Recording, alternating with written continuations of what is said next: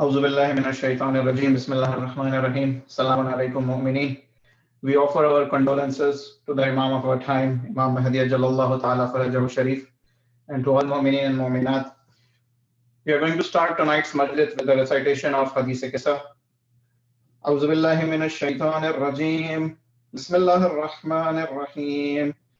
عن فاطمة الزهراء عليها السلام بنت رسول الله صلى الله عليه وآله أنها قالت دخل علي برسول الله صلى الله عليه وآله في بعض الأيام فقال السلام عليك يا فاطمة فقلت عليك السلام قال إني أجد في بدني ضعفا فقلت له أعيذك بالله يا أبتاه من الضعف فقال يا فاطمة ائتيني بالكساء اليماني فغطيني به فأعطيته بالكساء اليماني فغطيته به فصرت أنظر إليه وإذا وجهه يتلألأ كأنه البدر في ليلة تمامه وكماله فما كانت إلا ساعة وإذا بولد الحسن عليه السلام قد أقبل وقال السلام عليك يا أمه فقلت وعليك السلام يا قرة عيني وثمرة فؤادي فقال يا أمه إني أشم عندك رائحة طيبة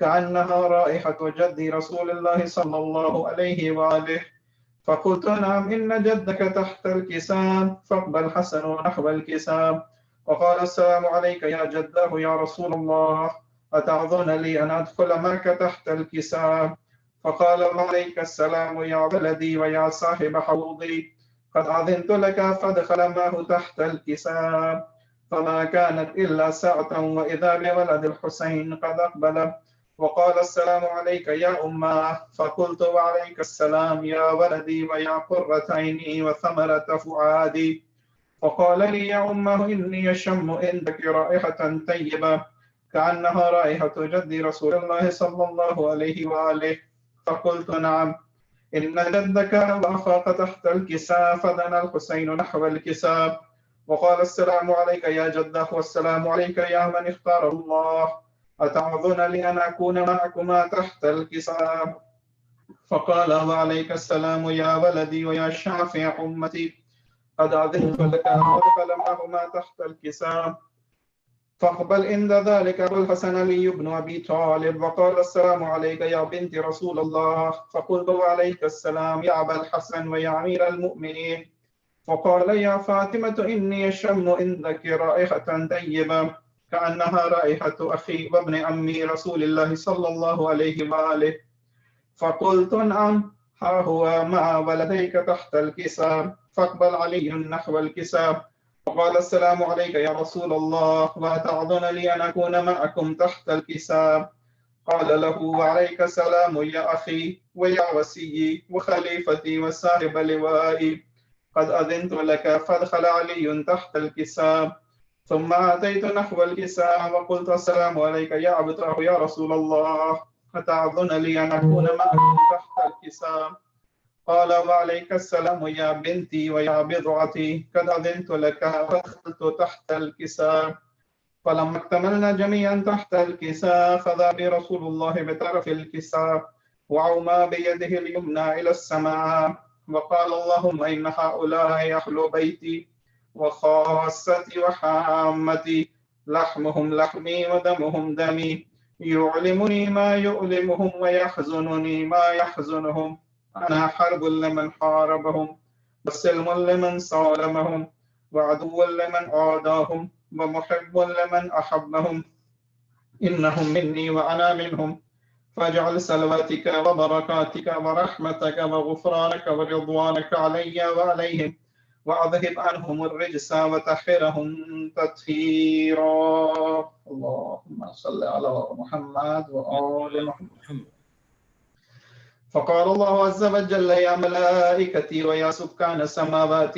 إني ما خلقت السماء مبنيا ولا أرضا مدحيا ولا قمرا منيرا ولا شمسا مضيئا ولا فلكا يدور ولا بحرا يجري ولا فلكا يسري إلا في محبة هؤلاء الخمسة الذين هم تحت الكساء فقال الأمين جبرائيل يا ربي ومن تحت الكساء فقال عز وجل هم أهل بيت النبوة ومعدن الرسالة فاطمة وأبوها وبألها وبنوها. اللهم صل على محمد وآل محمد.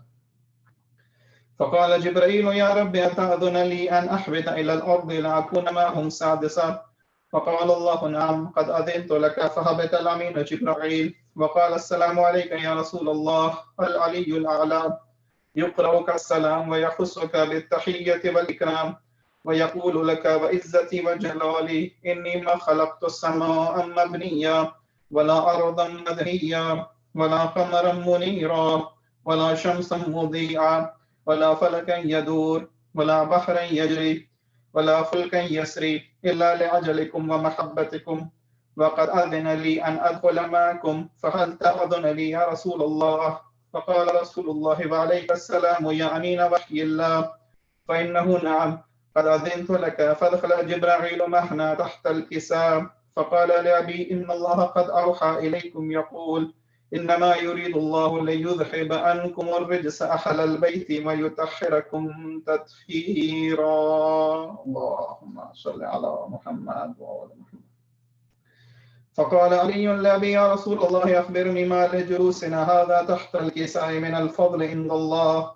فقال النبي صلى الله عليه وآله والذي بعثني بالحق نبيا واصطفاني بالرسالة نجيا ما ذكر خبرنا هذا في محفل من محافل أهل الأرض وفيه جمع من شيعتنا ومحبينا إلا ونزلت عليهم الرحمة وحفت بهم الملائكة واستغفرت لهم إلى أن يتفرقوا.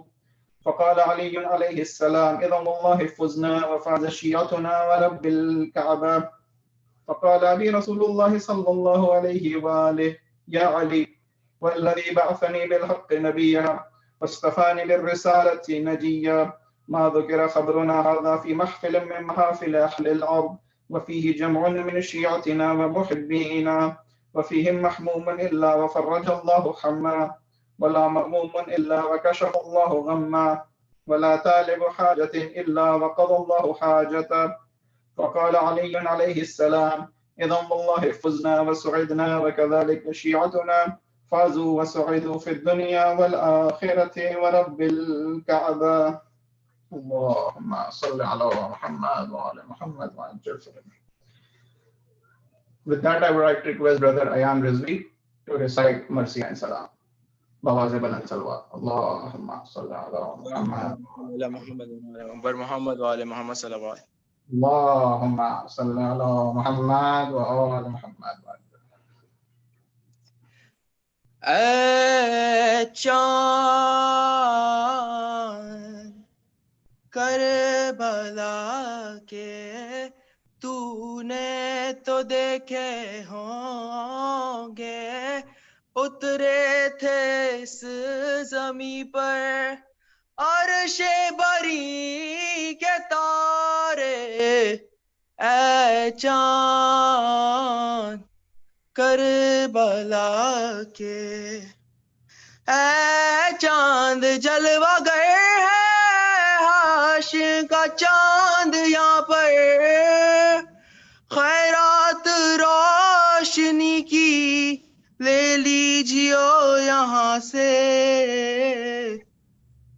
اے چاند کربلا کے اے چاند اس زمین پر رکھیو ہمیشہ ٹھنڈک سوتے ہیں جو یہاں پہ زہرا کے ہیں یہ پیارے اے چاند کربلا کے مارے گئے یہیں پر بے دردیوں ستوں سے مسلح کے دونوں پیارے زینب کے دونوں بیٹے اے چاند کربلا کے پامال ہو رہی تھی کاس کی لاش رن میں عباس اور سرور چونتے تھے ٹکڑے اے چاند کربلا کے. اس بر میں ایک بچی بابا کو ڈھونڈتی تھی، بکھرے ہوئے پڑے تھے جب سر بریدہ لاشیں اے چاند. پھر یہ بھی تو نے دیکھا کہ وہ غم رسیدہ بچی سینے پہ سو رہی تھی، بے سر پدر سے لپٹے اے چاند کربلا کے. تو نے تو دیکھے ہوں گے اترے تھے اس زمیں پر عرش بری کے تارے اے چاند کربلا کے. پر محمد و آل محمد صلوات. اللهم صل على محمد وعلى محمد. MashaAllah, Brother Rayhan, taqabbal Allah. May Allah accept your kursa. Now I would like to request Brother Sadiq Mirza to recite Mercy and Salam Baba Zabalan Salawat. Allahumma salli ala Muhammad. صلی علی محمد وآل محمد. آواز بلند سلوات. اللہم صلی علی محمد. سغرا کو رلاتا ہے یہ چاند محرم کا، سغرا کو رلاتا ہے یہ چاند محرم کا. جب سامنے آتا ہے، جب سامنے آتا ہے یہ چاند محرم کا، سغرا کو رلاتا ہے یہ چاند محرم کا. ہم صورت زہرا سے بھائی کو بچھڑنے کی، ہم صورت زہرا سے بھائی کے بچھڑنے کی، خاتون بار اجڑنے کی روداد سناتا ہے یہ چاند محرم کا، سغرا کو رلاتا ہے یہ چاند محرم کا. کاٹا ہے گلا لوگوں 6 روز کے پیاسے کا، کاٹا ہے گلا لوگوں 6 روز کے پیاسے کا، پامال ہوا لاشا احمد کے نواسے کا، ہر ایک کو بتاتا ہے یہ چاند محرم کا، سغرا کو رلاتا ہے یہ چاند محرم کا. تصویر دکھاتا ہے احمد کی جوانی کی، ہر شخص کو دنیا میں کربل کی کہانی کی تفسیر بتاتا ہے یہ چاند محرم کا، سغرا کو رلاتا ہے یہ چاند محرم کا.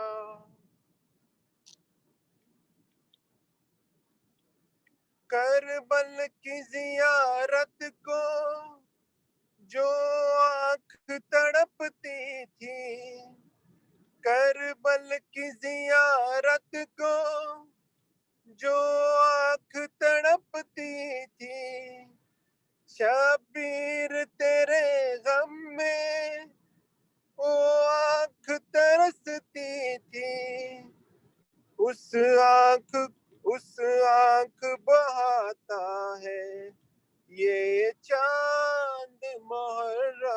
का सुगरा को रुलाता है ये चांद मुहर्रम का। इमरान को शबर को खातून क़यामत को, इमरान को शबर को खातून क़यामत को, हैदर की कसम मज़हर सरकार रिसालत को तुरबत में रुलाता है ये चांद मुहर्रम का। सुगरा को रुलाता है ये चांद मुहर्रम का। जब सामने आता है ये चांद मुहर्रम का, सुगरा को रुलाता है ये चांद मुहर्रम का। सलवात। Allahumma salli ala Muhammad wa ala Muhammad. Jazakallah, Brother Sadiq. Mu'min, we are very fortunate to have Sayyed Mahdi al-Qazwini with us. He's a native of Southern California. He has studied at the Islamic Seminary of Qom, Iran. After completing his undergraduate studies in Islamic studies, he returned to Southern California to pursue graduate studies at the Claremont colleges. He currently serves as an Islamic educator in communities across North America and Europe, and also serves as a leadership consultant for a number of social, nonprofit, and business organizations. We are very fortunate to have him for the first 12 nights of Muharram. Without further ado, I would like to request Sayyed Mahdi al-Qazwini to recite tonight's Majlis. Muhammad Salawat.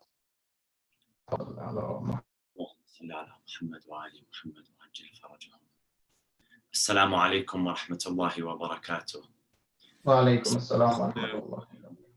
الحمد لله رب العالمين، والصلاة والسلام على أشرف الأنبياء والمرسلين، حبيب إله العالمين أبي القاسم المصطفى محمد، وعلى أهل بيته الطيبين الطاهرين المعصومين المنتجبين.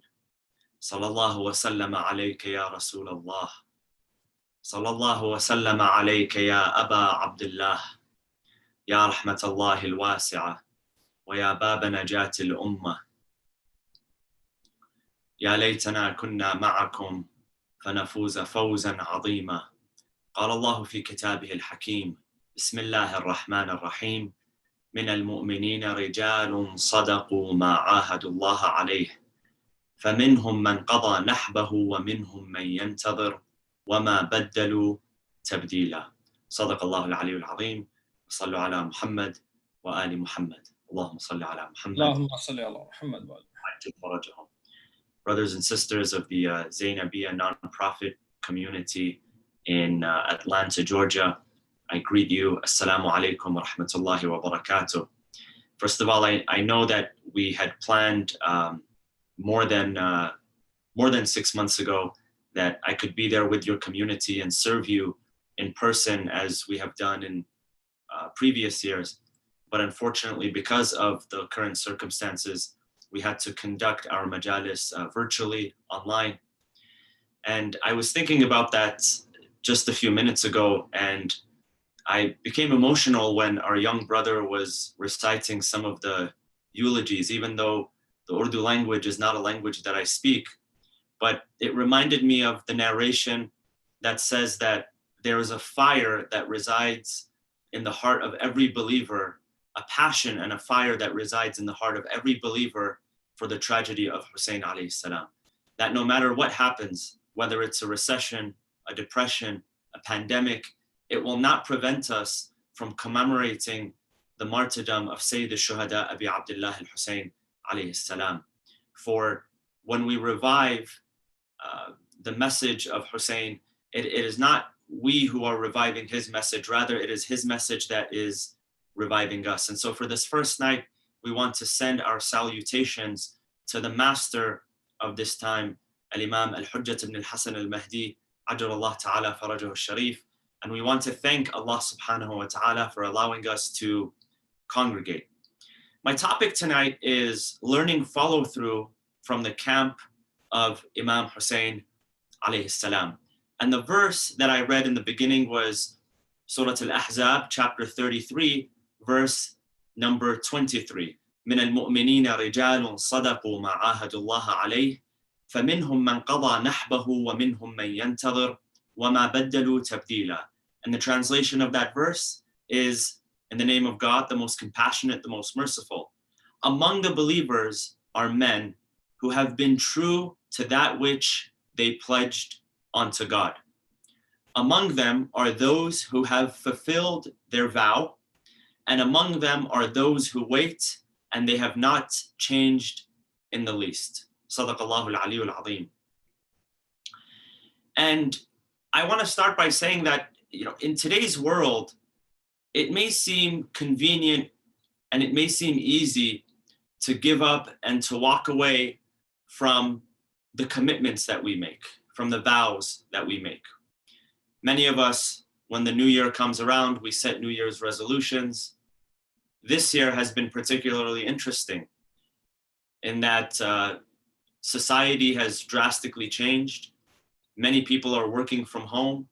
Many places that we frequently visit are shut down. And so with that, it changes the nature of our commitments. Do we really need to follow through with the commitments that we've made? And so what I want to talk about is the idea of following through with our commitments, stewarding and honoring our vows, and what the camp of Imam Hussein alayhi salam taught us in that regard. Most of us in society, we believe inherently in the importance of hard work. We believe inherently in maintaining our commitments, maintaining our vows, being responsible citizens. We believe in discipline and different economic theories, both on what we would call the left, on the right. They lay claim to the fact that they make the best use of what we know to be hard work, whether you're on the right or whether you're on the left. Research, however, shows that we don't fully understand the ideas of commitment and the psychology of commitment and the psychology of follow through. What does it mean to actually follow through? So when the Quran describes those people, those men and women, those believers, in chapter 33, verse 23, when it says, and among the believers are men who have been true to that which they pledged. And that's another way of saying that whatever they pledged, whatever they committed to, they were true to it. And then it says, among them are those who have fulfilled. So those who commit and then fulfill what they commit. That's one verse. There are a number of other verses in the Quran. One is in Surah Al-Ma'idah, Bismillah ar-Rahman ar-Rahim, Ya ayyuhal ladina amanu awfu bil-uqud. O you who believe, fulfill your covenants, fulfill your contracts. In another verse, the believers are described as وَالَّذِينَ هُمْ لِأَمَانَاتِهِمْ وَعَهْدِهِمْ رَاعُونَ. Those who, when it comes to their amana, when their sense of amana, which is what amana basically refers to the things that we are entrusted with, that we safeguard. وَعَهْدِهِمْ, our contracts and our covenants, رَاعُونَ.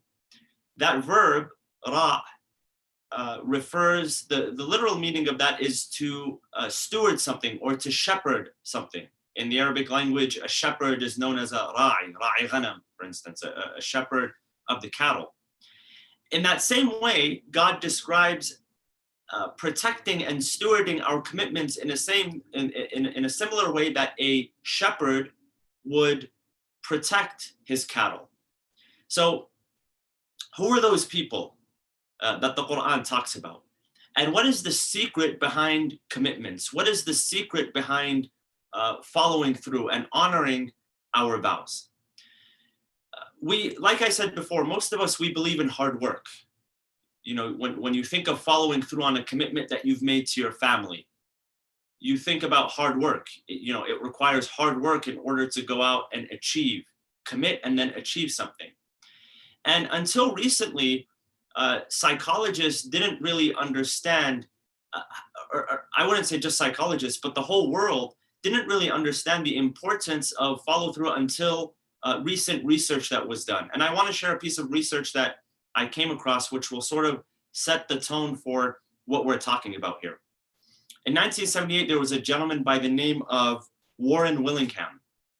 And this man was the director of what was then known as the Personal Qualities Project.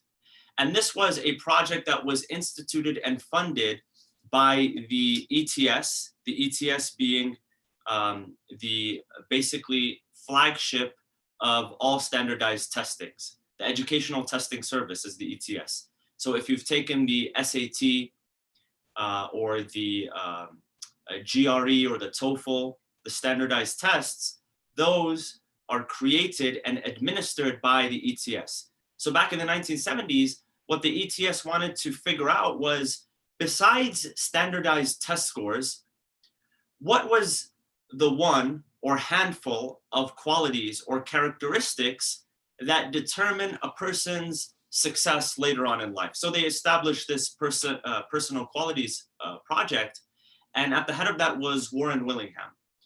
And what Warren Willingham did was that he studied a number of students beginning in their high school years. And it was about 1,000 students, give or take.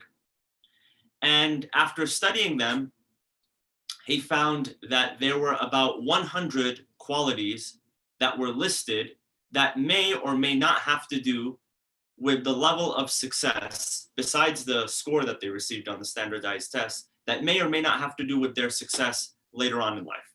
So, for instance, some of them were parent occupation, right? Socioeconomic status. If a person, for instance, came from they had a high status, or they had money that was available that provided them with a proper education. Self-declared career interests.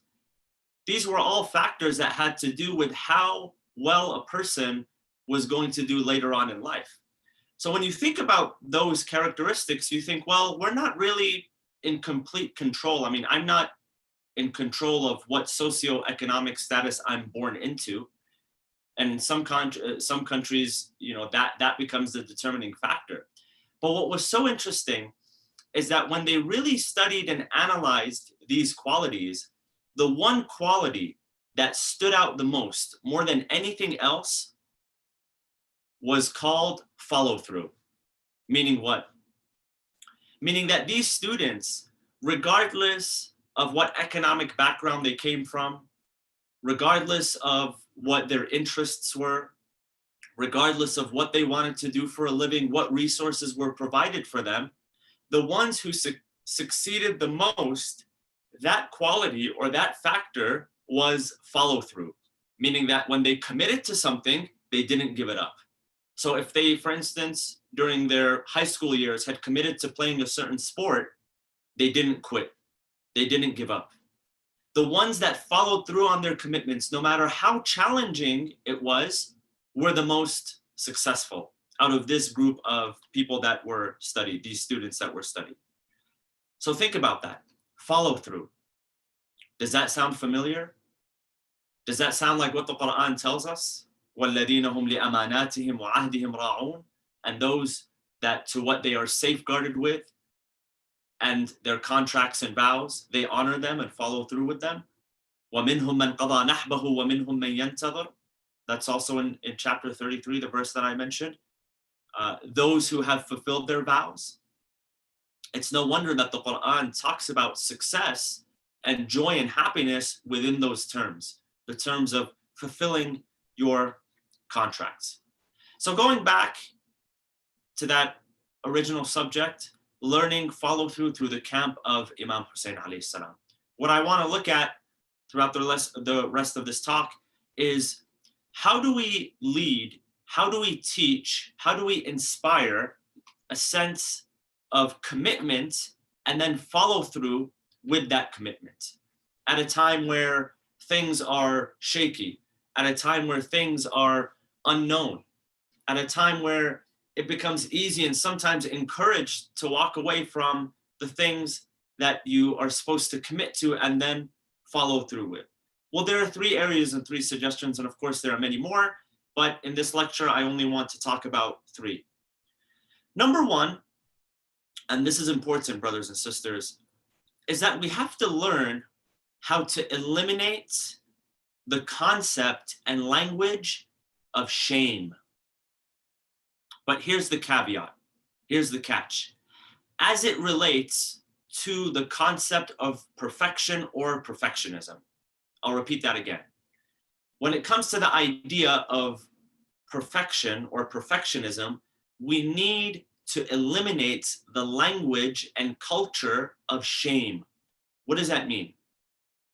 Well, when you look at environments where people are expected to be perfect, where people are expected to be flawless. And by the way, when I say this, you might be thinking, well, nobody expects anybody to be perfect. Nobody expects anybody to be flawless. In our minds, we may think that way, but what does our behavior say about the way that we think? A lot of the times you'll find spouses, they might say, well, I don't expect you to be perfect, but with their behavior, they expect one another to be perfect. Parents will do the same for children. Teachers will do the same for students, and vice versa. There's no such thing as perfection and perfectionism. And when you see perfection, there usually is shame right there. There's an author who actually writes about shame, and her name is Brené Brown. She's written a number of books on the subject. And she recently said that whenever you see perfection or perfectionism at the wheel, shame is usually there riding in the passenger seat, and fear is in the back seat. Those are concepts that are related to one another. So we need to get rid of the language and the culture of shame as it relates to perfectionism. And that's the catch. Not that we become shameless, not that we become careless. In fact, the Quran says the exact opposite.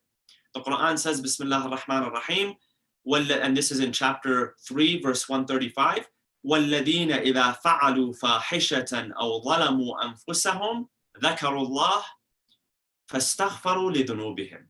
And those who, the believers, when they commit a shameless act, fahisha, when they commit a shameless act, or they do wrong to themselves, and that's another way of saying they engage in an act of disobedience, they remember God. And then they ask for forgiveness. وَمَنْ يَغْفِرُ الذُّنُوبَ إِلَّا اللَّهِ. And who else forgives the sins and acts of disobedience except for God? They remember God. Why? Because as soon as we conduct a shameless act, the shaitan comes and he whispers, and he makes us feel ashamed. And when we feel ashamed, we feel unworthy. We feel imposter syndrome. We feel that I can't turn back to God. And he tells us all sorts of things like, you just committed the most shameless act. You can't turn back to God. God is not going to listen to you. It's at that time, my friends, that we need to turn to God. Why? Because the Quran says, وَمَنْ يَغْفِرُ الذُّنُوبَ إِلَّا اللَّهِ. If you're feeling shame and you turn away from God, who are you going to turn to? The only person that can help you in that situation is God. وَمَنْ يَغْفِرُ الذُّنُوبَ إِلَّا اللَّهِ. So I'm not saying become shameless. I'm not saying become careless, but as it relates to the concept of perfectionism, you find that a lot of the times, the reason why people use the language of shame is because they expect others to be perfect. And we use shame for ourselves as well, against ourselves. But the reality is, my friends, is that if we shame ourselves and others, and if we expect ourselves to be perfect and others to be perfect, that becomes one of the biggest barriers in following through with our commitments. You can't. Because no matter what happens, you're not good enough. And so you stop. You stop honoring your commitments. You stop following through. So that's one barrier when it comes to follow through. And the greatest example that we have is the lives of the Imams of Ahlul Bayt alayhimus salam. Many of you have heard the story, you teach your children the story of how the Imams Al-Hasan and Al-Hussein alayhimus salam, when they were young, how they found a man who was not performing the wudu properly. And how instead of walking up to him and shaming him for being a grown man who didn't know, I mean, I can't tell you how many times I've come across people of all ages who, you know, they're afraid to approach someone, a scholar, or they're afraid to approach an elder, or they're afraid to approach people in order to teach them how to perform the wudu, because in their mind they're thinking, well, I'm 25, I'm 30, I'm 45, I'm 50, I should already know this. And so if I ask someone to shadow me and to correct me if I make a mistake, I'm gonna, you know, that person's gonna shame me, and I don't want to feel this feeling of shame. So instead of doing that, what the two young men did was that they modeled for one another in front of this man how to perform the wudu. And so one of them intentionally made a mistake and the other one corrected him, and they were able to do that in view of the man. See how subtle their treatment was? Instead of shaming him, they found a way to teach a lesson, not ignore it, to teach a lesson, but not to expect perfection from people. And a lot of the times when we expect perfection from people, we're willing to shame them. When we expect perfection from ourselves, we're also willing to shame ourselves. That author says that perfection, it's like this shield that we carry around because we try to protect ourselves from criticism, from hurt, from frustration, from failure. And we feel like if we just get perfect at something, there's not going to be any more pain. There's not going to be any more struggle. There's not going to be a challenge to go against. When we all know how ridiculous that actually sounds. You don't get to a point in life where there's no pain at all. What we see on social media with people who project success, material wealth, and all of that, we don't know sometimes the type of, we don't recognize the type of pain that they're feeling on the inside. So, Al-Imam Abi Abdullah al-Hussein alayhi salam was also very subtle in his ways with people. We have many stories, and we'll recount some of these stories in the next few nights of how he would embrace people. He would love people. Even if they had the worst past, he did not judge them for their past. He embraced them and brought them in. Some people like Al-Hurr ibn Yazid al-Riyahi, who was a noble man, but he had made some of the wrong choices. The Imam embraced him. Other people that joined the camp of the Imam, he embraced them with no shame, with no judgment at all. So one way that we lead and inspire and teach the concept of following through with commitments is that we need to remove shame and perfectionism out of the equation. If we shame our children and we expect them to be perfect, then they won't want to follow through. They'll see obstacles in their way. They won't see opportunities in their way. If we do the same for our spouses, then we won't be encouraging them to follow through. If we do the same for our students, we won't be encouraging them to follow through. So this is one area. One is eliminating perfectionism and the concept of shame, ridding ourselves from that. The second is teaching a spirit of mental strength and training for mental strength. What does that mean? See, some people, they'll spend a lot of time working out, building up their bodies, eating the right food, preparing themselves. I mean, you see some people now that the gyms are closed, and I'm assuming in Georgia it's a little bit different than here in California where I'm speaking from, but when you go outside and you see people working out, it's as if they're preparing for some sort of zombie apocalypse. they prepare their bodies, they eat the right nutrition, they train themselves so that physically they're strong and they're able to carry out physical tasks. But what happens when we train ourselves physically, but we don't train ourselves mentally? And sometimes, so we strengthen our body in order to be able to accomplish physical tasks. But when we strengthen our mind, we'll be able to accomplish more than just physical tasks. We'll be able to accomplish physical tasks, emotional tasks, and mental tasks as well. And I'll give you an example of that. For a while, I was fascinated with the world of special operations soldiers. And every country, every military, basically has their own version of special operations soldiers. Here in the United States, you have the infamous Delta Force and the SEAL Team 6 and the Green Berets and all of that. And it's so interesting to watch. And if you've ever had the chance to watch this on your own, watch how they train their soldiers. In terms of physicality, physically, it's very, very grueling. But if you've noticed, the training that they have to go through in order to earn their badge is not just physically grueling, it's mentally grueling as well. So you take the Navy SEALs, for example. If a person wants to become a Navy SEAL, first they have to go through, I believe it's 8 or 9 weeks of naval preparation school or something like that, which is very, very intense. And they have to take a test, and there's a score associated with that.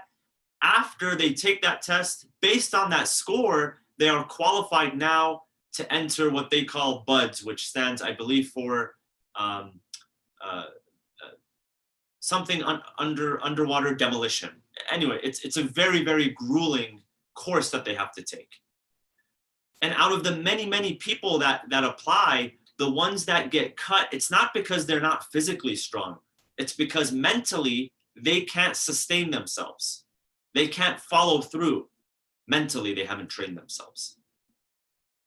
And so by the time they get to the end, and I was reading an article recently, it said the following, and I quote it. It says, some graduates say that SEAL training, that elite training, is 10% physical, 90% mental.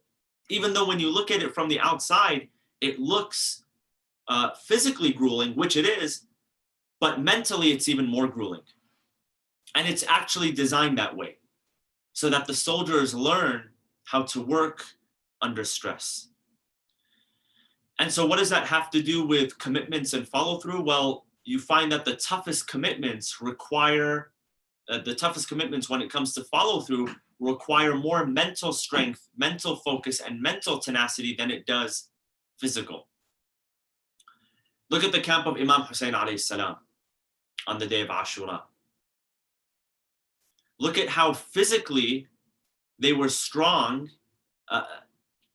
spiritually and mentally they were strong, which in turn caused physical strength, even though, despite the lack of nutrition, despite the fact that they were cut off from water for a number of days by the time that they fought on the battlefield. Despite that grueling heat that they faced, they were able to persevere in battle, not because of a special potion that they had.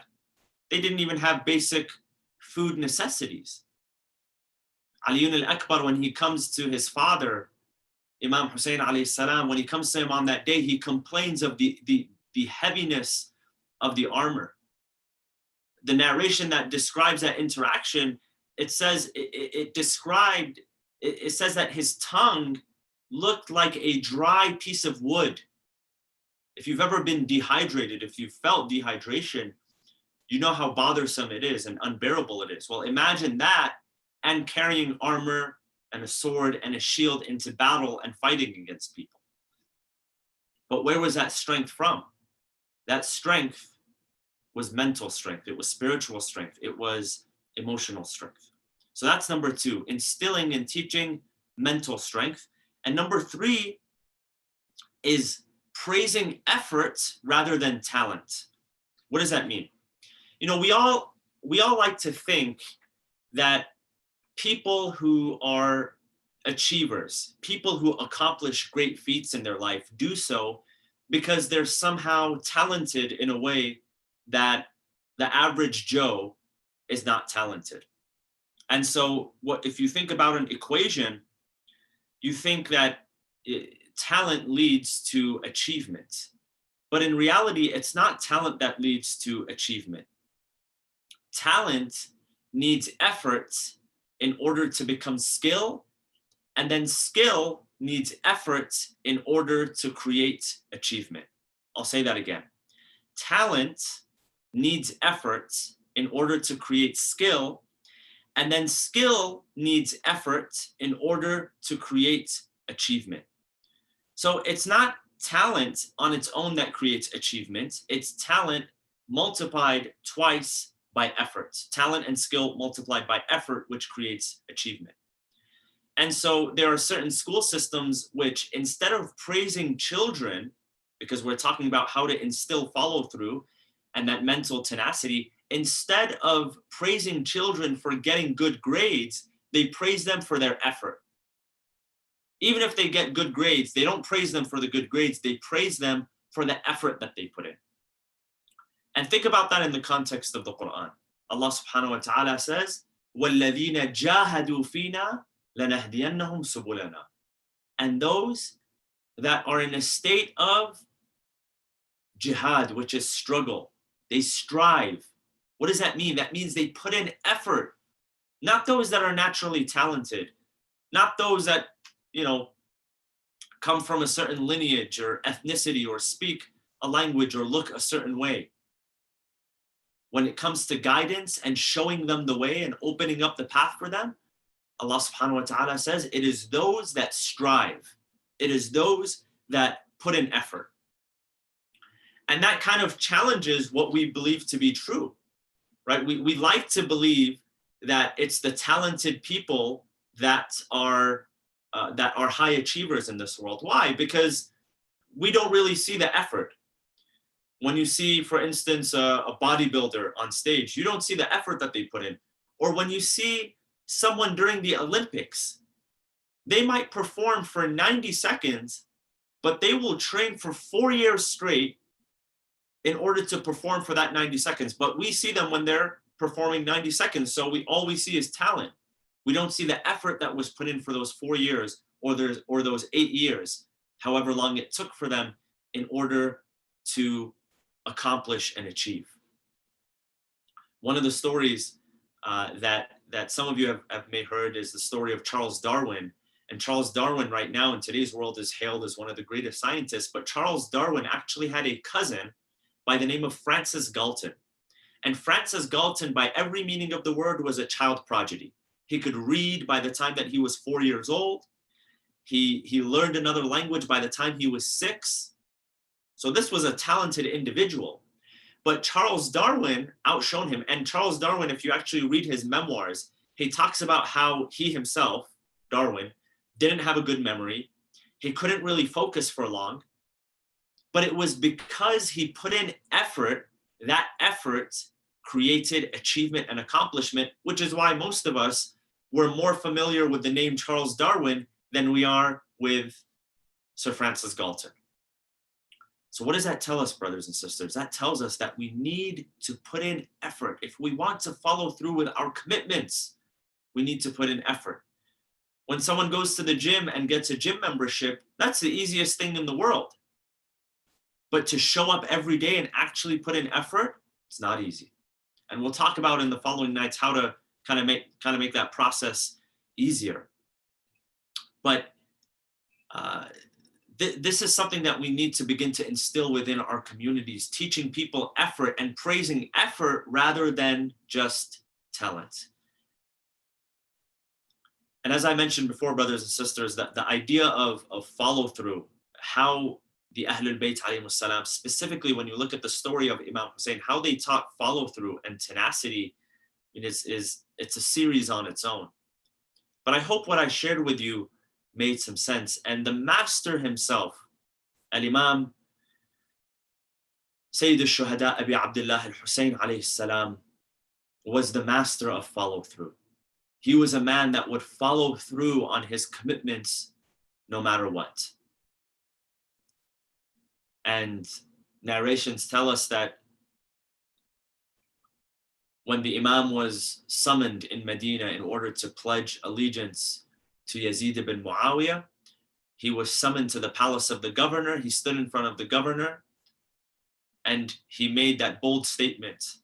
He said, "How do you expect me to pledge allegiance to a man like Yazid? إن يزيدا رجل فاسق فاجر شارب للخمور راكب للفجور قاتل للنفس المحترمة ومثلي لا يبايع مثله." That Yazid is a drunkard, a womanizer. He is a murderer, and you expect a man like me to pledge allegiance to a man like him? And so the Imam gathered his family and he left to Mecca. He was in Mecca and the enemy was relentless in pursuing him there. So before he could complete the Hajj, he stood among the people, he delivered his sermon and exited the state of Ihram and made his journey towards Kufa, which lasted about 23 days. And he took the best of the best. Tomorrow, inshallah, we will speak about when Imam Hussein alayhi salam, his journey and how he entered Karbala and what happened when they got there. But tonight I want to talk about a number of the people that had committed to being with him and giving their life no matter what. These were people who practiced follow through, no matter how challenging it was. No matter how hard it was, they were going to follow through on their commitments no matter what. And one of them was Wahab al-Kalbi. And Wahab was a man who had met Imam Hussein. Narrations tell us that he was a newlywed and that on that day, the day of Ashura, he went out into the battlefield despite the fact that his bride, who he was recently married to, did not want him to go. And so he went out into the battlefield and he fought. He fought very bravely. And most people, the enemy, they did not know who he was. They knew Habib ibn Malahir, they knew Zuhair ibn al-Qayyim, they knew the family members, but they didn't recognize who Wahab was because he had newly joined the caravan of Imam Hussein. But he went out into the battlefield, he fought against them. After some time, he came back and he found his wife encouraging him, telling him, "Go back, go out into the battlefield." He was confused. He looked at her, he said, only moments ago you were begging for me not to go out into the battlefield. What is it that changed your mind? And so she said, "Oh Wahab, do not blame me. Do not blame me, for when you were out there, I turned and I heard the voice of Hussein alayhi salam. The voice of Hussein was calling out, 'Are there any supporters? Is there anyone that is going to come to our aid?' She said, 'It is the voice of Hussein that cut my heart and tore my heart into pieces. I could not stand to hear our master Hussein wailing in his tent on his own with that feeling of loneliness. Go out into the battlefield, go out and fight, and I will not be satisfied until you come back drenched in your blood.' With that ferocity, with that tenacity, he went out into the battlefield. He fought until finally he was struck down. Some narrations tell us that at that moment, that bride felt that she had lost everything that she had just acquired. So she ran out into the battlefield. She ran out in order to protect her husband, the one that had been struck down. And she stood by his side. And it was at that moment that Umar ibn Sa'ad ordered an enemy member of the army to go out and strike her as well. And the newlyweds, the bride had fallen upon her husband, and she became one of the first female martyrs to give her life for the cause of Hussein alayhi salam. Inna lillah wa inna ilayhi raji'un. وسيعلم الذين ظلموا أي منقلب ينقلبون والعاقبة للمتقين. We ask Allah subhanahu wa ta'ala to accept our a'mal, our modest a'mal in these holy nights, inshallah. وصلى الله وسلم على سيدنا محمد وعلى أهل بيته الطيبين الطاهرين.